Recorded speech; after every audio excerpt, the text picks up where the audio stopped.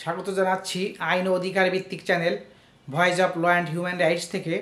আমি Mohammad Obaidur Rahman Laskar, advocate, Bangladesh supreme court, chairman and trainer, অধিকার ভিত্তিক সংগঠন লিগ্যাল অ্যাকশন বাংলাদেশ এবং প্রভাষক ও পরীক্ষক, আইন বিভাগ, জাতীয় বিশ্ববিদ্যালয়। আজকে আমি আলোচনা করব মানবাধিকার বিষয়ক একটি টপিকস। গত 5/2/2024 ইং তারিখে বাংলাদেশের সাবেক প্রধানমন্ত্রী শেখ হাসিনা তিনি ভারতের দিল্লিতে বসে একটি বক্তব্য পেশ করেন। উক্ত বক্তব্যের রেশ ধরে বাংলাদেশের এক শ্রেণীর তরুণ এবং জনতা ক্ষুব্ধ হন এবং তারা ক্ষুব্ধ হয়ে শেখ হাসিনার পিতা বঙ্গবন্ধু শেখ মুজিবুর রহমানের ধানমন্ডির 32 নম্বর বাড়িতে হামলা চালিয়ে বুলডোজার দিয়ে ধ্বংস করে দেয় এবং সেখানেই শেষ নয়, আগুন জ্বালিয়ে পুড়িয়ে দেওয়া হয়। একইভাবে শেখ হাসিনার অপরাপর আত্মীয় শেখিলাল, আবুল হাসনাত আবদুল্লাহ এবং সাদেক আবদুল্লাহর বাড়িতে এবং আমির হোসেন আমুর বাড়িতেও হামলা চালিয়ে বুলডোজার দিয়ে ধ্বংস করে দিয়ে আগুন জ্বালানো হয়। এটি একটি চরম নীতি বিবর্জিত কাজ, মানবতা বিরোধী অপরাধ এবং সংবিধান পরিপন্থী। কেননা সংবিধানের 39 আর্টিকেলে প্রত্যেক নাগরিককে তার ভাব এবং বাক স্বাধীনতা প্রকাশের অধিকার দেওয়া হয়েছে। 39 আর্টিকেল অনুসারেই শেখ হাসিনা তিনি তার বক্তব্য পেশ করেছেন। যদি তার বক্তব্যে কেউ সংক্ষুব্ধ হন তাহলে তিনি আদালতের আশ্রয় গ্রহণ করতে পারেন, তার বিচার হতে পারে।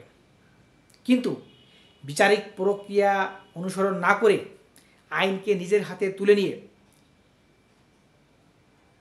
বঙ্গবন্ধুর বাড়িতে যে হামলা চালিয়ে ধ্বংসযজ্ঞ চালানো হয়েছে, এটি সম্পূর্ণরূপে একটি মানবতা বিরোধী অপরাধ এবং সংবিধান পরিপন্থী, মানবাধিকারের লঙ্ঘন।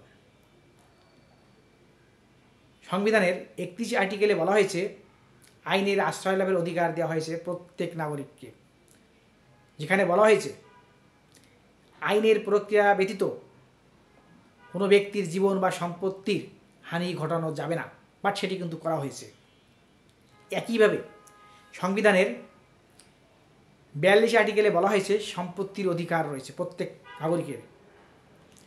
আইনগত বিধিনিষেধ সাপেক্ষে প্রত্যেক নাগরিকেরই সম্পত্তি অর্জন, হস্তান্তর এবং ধারণ এবং ভোগ করার অধিকার প্রদান করা হয়েছে। কিন্তু যে সকল ব্যক্তি বা গোষ্ঠী সংবিধানের 42 আর্টিকেল লঙ্ঘন করে শেখ হাসিনা কিংবা আওয়ামী লীগের নেতাকর্মীদের বাড়িতে হামলা চালিয়ে বুলডোজার দিয়ে ভেঙে আগুন জ্বালিয়ে দিয়েছে, তারা প্রত্যেকেই মানবতা বিরোধী অপরাধের সঙ্গে জড়িত।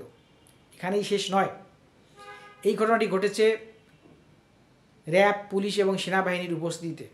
এই দায় এই আইন শৃঙ্খলা রক্ষাকারী বাহিনীও এড়াতে পারে না, কেননা তারা জনগণের ট্যাক্সের টাকায় বেতনভুক্ত প্রজাতন্ত্রের কর্মচারী। এ ধরনের অপরাধের যদি বারবার পুনরাবৃত্তি ঘটে তাহলে রাষ্ট্রের আইন শৃঙ্খলা ভেঙে যেতে পারে এবং ক্ষুব্ধ জনতা আইনকে নিজের হাতে তুলে নিতে পারে। এমনকি একটি সুশৃঙ্খল দেশ হুমকির মুখে পড়তে পারে, যেটা অনেকটা গৃহযুদ্ধের মতো, যা একটি সভ্য সমাজে কখনই কাম্য নয়। ধন্যবাদ সবাইকে। চ্যানেলটি যারা দেখছেন দয়া করে সাবস্ক্রাইব করবেন এবং নতুন নতুন ভিডিও পেতে পাশে থাকা বেল বাটনটি প্রেস করবেন।